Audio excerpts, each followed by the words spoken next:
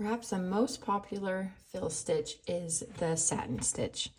This is like the basic how to fill in a shape. So right now I'm using 4 strands of floss. You can really use any amount of strands. Using more than 3 is a good move because it fills it in a little bit faster. So I am making sure that I'm stitching on the outside of my stencil so that I know it for sure it's covered up.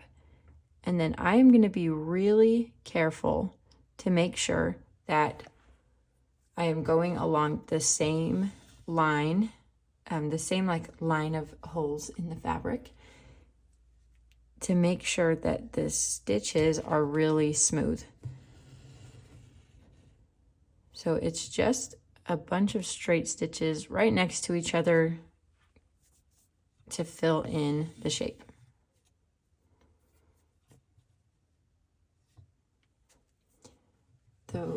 Probably the most important thing to keep track of on these is that you are going along the same holes and the same line, keeping that line as straight as you possibly can. And before you start, making sure your thread isn't spinny, so that you've separated all your strands and you've smoothed it out enough that it's not really winding around itself. Because if it is winding around itself, you'll see it in this, that some of the threads are twisted. So if you've gone through, you're going to have a better finished look.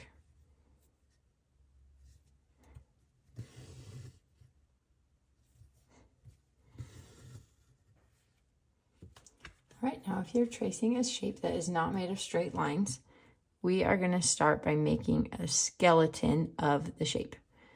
So the skeleton is what we're going to use to help us keep the proper directions on the shape. So start in the center and make a line. And then I'm going to go to the outside edges, just where the shape starts to curve. So this is pretty much a straight line, and above it is the curve. And I'm going to stitch down that straight line, making sure that I end my thread in the same spot where this last one ended. And I'll come over here and do the same thing. Most of the time, you're not going to be filling in shapes with plain straight lines. You're going to be doing things like this. So it's important to learn how to do this. So I've got my little skeleton here, and then I'm going to start filling it in.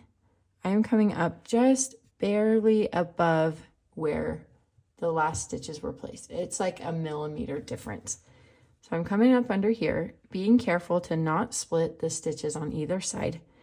And I am going to fill it in directly in between the first 2 stitches that I laid down on the skeleton.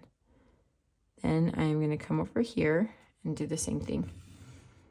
To make sure that I'm not splitting my stitch, I slide my needle beneath them. So I'm not going through the fabric right now. I'm sliding my needle down until the point where these 2 threads meet, and then tucking it through the fabric. Then you'll see, like, once that's in, you kind of rub it to make the threads go back to their place, and you can't even see where that stitch landed. So now this is a small shape, so I only really have to do this a couple more times.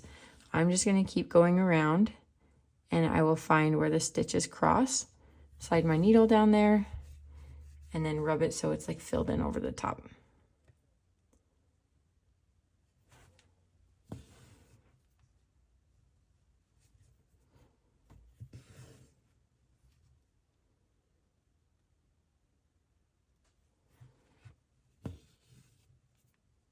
And if you start to notice that it's looking gappy, I am starting to see like a separation right here.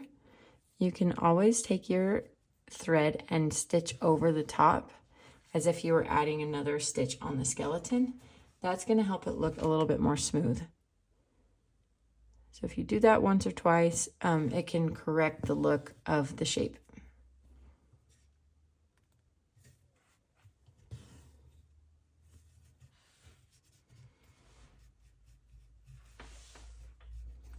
And if things are starting to look a little twisted, but you know your threads aren't twisted around each other, you can actually take your needle and carefully comb the stitches down, and that makes it lay a little bit smoother.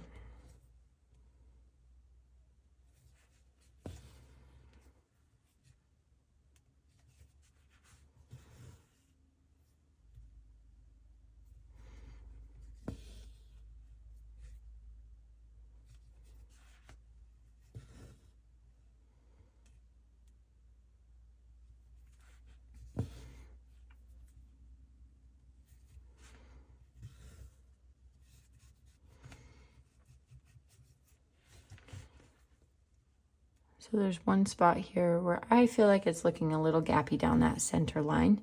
So this stitch is actually going directly over the top of a bunch of other stitches, but it's going to help it blend in a little bit better. So the satin stitch can actually get pretty thick hanging out on the top of your fabric, but that's fine. The more strands you use, the thicker it's going to be. And when you're doing these unusual shapes, you're going to have a lot of stitches overlapping each other, so it'll stand off the fabric a little bit more. And one thing to pay attention to is if you are using a dark thread, be careful about jumping beneath different elements. You're gonna want to tie off pretty often. So instead of skipping here, you should tie it off because you'll be able to see the thread through the front.